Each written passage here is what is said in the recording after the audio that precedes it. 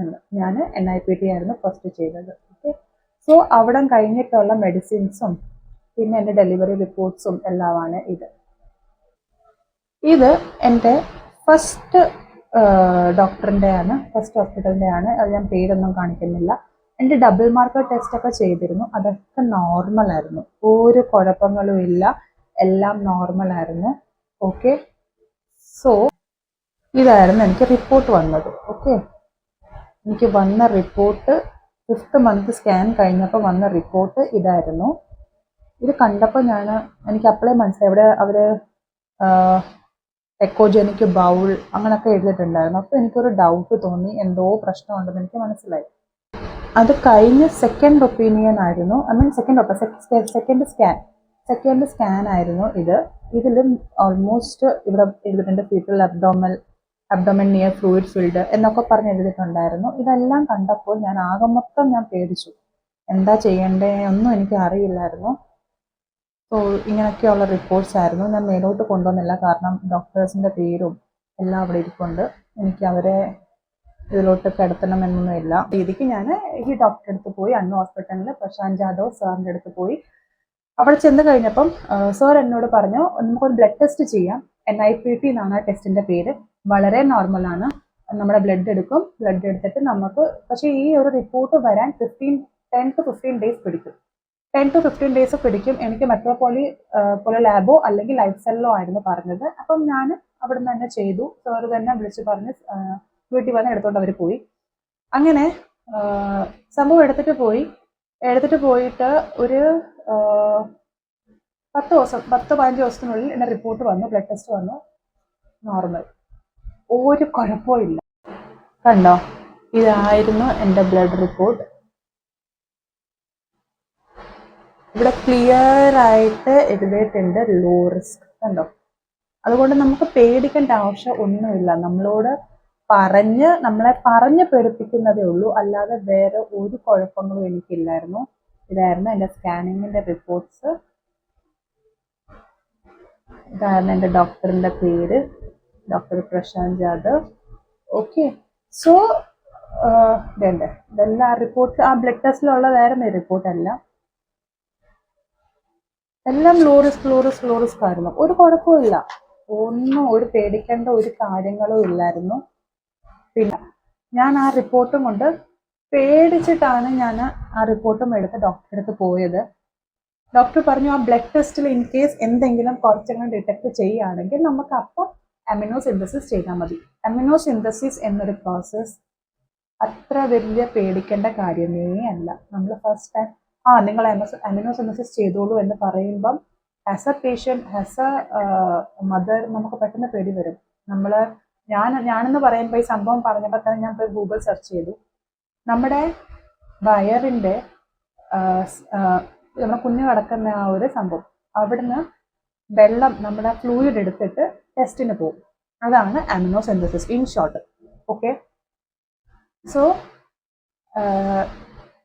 അത് ചെയ്യേണ്ട ആവശ്യം എനിക്ക് വന്നിട്ടില്ല, ബിക്കോസ് ഞാൻ ബ്ലഡ് ടെസ്റ്റ് ചെയ്തപ്പം എൻ്റെ നോർമൽ റിപ്പോർട്ട്സ് ആയിരുന്നു, കുഴപ്പമൊന്നുമില്ല. ഒരു കാര്യം നമ്മളോട് പറഞ്ഞ രീതി, ആ ഫസ്റ്റ് ഹോസ്പിറ്റലിലെ ആ ഡോക്ടർ എന്നോട് പറഞ്ഞതാണ് എൻ്റെ മനസ്സിൽ അപ്പോഴും കിടക്കുന്നത്. നിങ്ങൾ വലിയ പ്രായമൊന്നും ആയിട്ടില്ല, നമുക്ക് ടെർമിനേറ്റ് ചെയ്യാം, സെക്കൻഡ് ബേബി പിന്നെ നമുക്ക് ട്രൈ ചെയ്യാം എന്നൊക്കെ നമ്മളോട് വളരെ ഫ്രീ ആയിട്ടൊരു ഡോക്ടർ പറയുമ്പം നമ്മൾ എന്താ ചിന്തിക്കുകയെന്ന് ആലോചിച്ച് നോക്കും. അപ്പോൾ പേഴ്സണൽ ഒരു ഇതെന്ന് പറയുമ്പം, നമ്മളൊരു പേഷ്യൻറ്റിനോട് പറയുമ്പം അത് അവർക്ക് എങ്ങനെ അത് അവരെങ്ങനെ അത് ഉൾക്കൊള്ളും കൂടെ ചിന്തിക്കണ്ടേ. അങ്ങനെയൊന്നും ചില ഡോക്ടേഴ്സ് ചിന്തിക്കില്ല. ഓക്കെ, ഞാൻ എല്ലാ ഡോക്ടേഴ്സിനെയും, ഇനി ഇത് ഞാൻ പറഞ്ഞു എന്ന് വെച്ചാൽ എനിക്ക് പൊങ്കാല ഇടാൻ ആരും വരരുത്. ഞാൻ എല്ലാ ഡോക്ടേഴ്സിനെയും അല്ല പറയുന്നത്, എനിക്കുണ്ടായ അനുഭവമാണ്, എന്നോട് പറഞ്ഞ ആ ഡോക്ടറിനെ കുറിച്ചാണ്. സോ അതെല്ലാം കഴിഞ്ഞു ഞാൻ ഹോസ്പിറ്റലിൽ പോയി ഡോക്ടറിനെ കണ്ടു. അന്ന് മുതൽ ഞാൻ ആ ഡോക്ടറിനെയാണ് കൺസൾട്ട് ചെയ്യുന്നത്.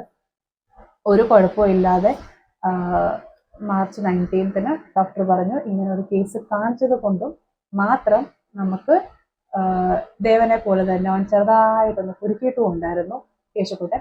അപ്പോൾ അതുകൊണ്ട് നമുക്ക് സിസേറിയൻ തന്നെ ചെയ്യാം എന്ന് പറഞ്ഞു. അല്ലാതെ ത്രൂ ഔട്ട് എൻ്റെ പ്രഗ്നൻസി എനിക്ക് വേറെ ഒരു കുഴപ്പങ്ങളും ഇല്ലായിരുന്നു. ഈ ഒരു സംഭവം 5ാമത്തെ സ്കാനിങ്ങിൽ കാണിച്ചത് കൊണ്ടുള്ള പേടി മാത്രമായിരുന്നു. അപ്പം ഇത് എൻ്റെ എക്സ്പീരിയൻസ് ആണിത്.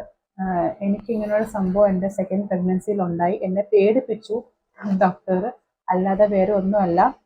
വേറെ എനിക്കൊരു കുഴപ്പങ്ങളും ഇല്ലായിരുന്നു. എൻ്റെ റിപ്പോർട്ട്സ് എല്ലാം നോർമലായിരുന്നു. ഫാസ്റ്റിങ്ങിനുള്ള ബ്ലഡ് ഷുഗറും എനിക്ക് ബ്ലഡിൻ്റെയോ ബി പിയുടെയോ അങ്ങനെ ഒരു പ്രശ്നങ്ങളും എനിക്കില്ലായിരുന്നു. എല്ലാം നോർമലായിരുന്നു. ഈ ഒരു സംഭവം മാത്രമേ ഉള്ളായിരുന്നു എനിക്ക്. ഇതായിട്ട് എൻ്റെ റിപ്പോർട്ടാണ് സ്കാനിങ്ങിൻ്റെ. എല്ലാം ഞാൻ സൂക്ഷിച്ചു വെച്ചിട്ടുണ്ട്. അപ്പോൾ ഇതൊക്കെ ഇത് പറയാൻ വേണ്ടിയിട്ടായിരുന്നു ഈ ഒരു വീഡിയോ. ഞാൻ ഈ ഡെലിവറി എല്ലാം കഴിഞ്ഞപ്പോൾ അമ്മ ഈ പഴയ ഹോസ്പിറ്റലിലോട്ട് വിളിക്കാനൊക്കെ ആയിരുന്നു. ഞാൻ പറഞ്ഞു വേണ്ട, വെറുതെ ഒരു പ്രശ്നം നമ്മൾ ക്രിയേറ്റ് ചെയ്യണ്ടല്ലോ. അപ്പോൾ വേണ്ടാന്ന് പറഞ്ഞ് നമ്മൾ വിളിച്ചൊന്നുമില്ല. വിളിച്ചിട്ട് ഇപ്പം എന്ത് പറയണം, നമുക്ക് നമ്മുടെ കുഞ്ഞ് സേഫ് ആയി കിട്ടി, അതാണ് നമുക്ക് വേണ്ടത്. സോ അങ്ങനെ എല്ലാം കഴിഞ്ഞ് മാർച്ച് 19 നമ്മുടെ കേശക്കുട്ടനെ ഞാൻ പ്രസവിച്ചു. ഒരു വയസ്സും കഴിഞ്ഞു. ഗ്രാൻഡായിട്ട് നമ്മൾ ഈ ഇടയ്ക്ക് ഫംഗ്ഷൻ നടത്തി. ബർത്ത്ഡേ അവൻ്റെ. കുഴപ്പമൊന്നുമില്ല, കുഞ്ഞ് സേഫാണ്, ഒരു കുഴപ്പമില്ല. അവൻ്റെ മാസത്തിന് അവൻ്റെ സമയത്തിനനുസരിച്ചിട്ടുള്ള എല്ലാ ഗ്രോത്തും കുഞ്ഞിനുണ്ട്, കുഴപ്പമൊന്നും. സോ എനിക്ക് ഈ ഒരു വീഡിയോ ഞാൻ ചെയ്യാൻ കാരണം ഇതൊക്കെ തന്നെയാണ്. നമ്മളെ പറഞ്ഞു പിടിക്കുന്ന ഡോക്ടേഴ്സ് ഉണ്ട്. ഓക്കെ, നമ്മളതിൽ പാനിക് ആവാതിരിക്കുക, ആരും പേടിക്കേണ്ട. ഇങ്ങനെ അമ്നോസിന്തസിസ് ആണ്, നിങ്ങൾക്ക് അത് ചെയ്തേ പറ്റത്തുള്ളൂ എന്നൊക്കെ പറയുന്നതിന് മുന്നേ ബ്ലഡ് ടെസ്റ്റ് ചെയ്യാം. ബ്ലഡ് ടെസ്റ്റിന് എനിക്ക് ആ സമയത്ത് ഒരു 8,900 10ന്റെ അടുത്ത് എനിക്ക് ആ ബ്ലഡ് ടെസ്റ്റ് NIPT ചെയ്യേണ്ടി വന്നു. ഓക്കെ, കുഴപ്പമില്ല. അതിലെന്തെങ്കിലും കാണിച്ചിരുന്നെങ്കിൽ ഉറപ്പായിട്ടും നമ്മൾ അമ്നോസിന്തസിസ് ചെയ്തേനെ. പക്ഷെ അത് ചെയ്യേണ്ട ആവശ്യം വന്നില്ല. ബ്ലഡ് ടെസ്റ്റിൽ തന്നെ നമുക്ക് കൺഫർമേഷൻ വന്നു. സോ അപ്പം ഇങ്ങനെ നമ്മളെ പറഞ്ഞ് പഠിപ്പിക്കുന്ന ഡോക്ടേഴ്സ് ഉണ്ട്. അപ്പം നിങ്ങൾ പാനിക് ആവാതിരിക്കുക, നിങ്ങൾ കാമായിട്ടിരിക്കുക. നിങ്ങളോടൊരു റിപ്പോർട്ട് ഇപ്പം ഇതെന്നല്ല, ഏതൊരു സംഭവം ആയിക്കോട്ടെ, നിങ്ങളോട് ഇങ്ങനാണ് അങ്ങനാണെന്നൊക്കെ പറഞ്ഞു കഴിഞ്ഞാൽ നിങ്ങൾ ജസ്റ്റ് ഒരു സെക്കൻഡ് ഒപ്പീനിയൻ എടുക്കുക. ഓക്കെ, സെക്കൻഡ് ഒപ്പീനിയൻ എടുത്തിട്ട് അവിടെയും ഇതൊക്കെ തന്നെയാണ് പറയുന്നതെങ്കിൽ നമ്മൾ അതിനെക്കുറിച്ച് ചിന്തിച്ചാൽ മതി. അല്ലാതെ ഇവരങ്ങനെ പറഞ്ഞു അന്ന് നമുക്ക് അങ്ങനെ ചെയ്യാം എന്നൊന്നുമില്ല. പിന്നെ പല അഭിപ്രായങ്ങളും വരും, ഒരുപാട് അഭിപ്രായങ്ങൾ വരും. അതൊന്നും കേൾക്കാതെ നമുക്ക് എന്താണോ തോന്നുന്നത് അത് ചെയ്യുക. ഓക്കെ, അതേ ഉള്ളൂ. ഇതായിരുന്നു ഈ ഒരു വീഡിയോ, അല്ലാതെ വേറെ ഒന്നുമല്ല. സോ ഇത് കുറച്ച് നാൾ കൊണ്ട് ചെയ്യണം എന്നുണ്ടായിരുന്നു. ഇന്നാണ് സമയം കിട്ടിയതും എല്ലാം. സോ ഈ ഒരു വീഡിയോ എല്ലാവരിലേക്കും എത്തിക്കുക, സപ്പോർട്ട് ചെയ്യുക. വീഡിയോ ഇഷ്ടപ്പെട്ടിട്ടുണ്ടെങ്കിൽ ലൈക്ക് ചെയ്യുക, ഷെയർ ചെയ്യുക, സബ്സ്ക്രൈബ് ചെയ്യാൻ മറക്കരുത്. ടെർമിനേറ്റ് ചെയ്തോളൂ രേഷ്മ എന്ന് പറഞ്ഞ എൻ്റെ കുഞ്ഞാണിത്. അവനിപ്പം 1 വയസ്സ് കഴിഞ്ഞ് 2 മാസമാകുന്നു എൻ്റെ കേശൂട്ടന്. സോ എപ്പോഴും നമ്മൾ ഒരു ഡിസിഷൻ എടുക്കുന്നതിന് മുന്നേ ജസ്റ്റ് ഒന്ന് ആലോചിക്കുക, ഒരു സെക്കൻഡ് ഒപ്പീനിയൻ ചെയ്യുക. അപ്പം മാക്സിമം ഈ വീഡിയോ എല്ലാവർക്കും ഷെയർ ചെയ്യുക. Thank you.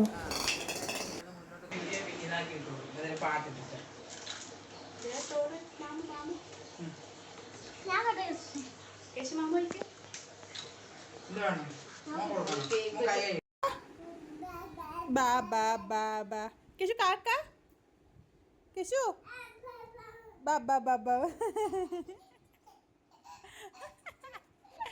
കേശു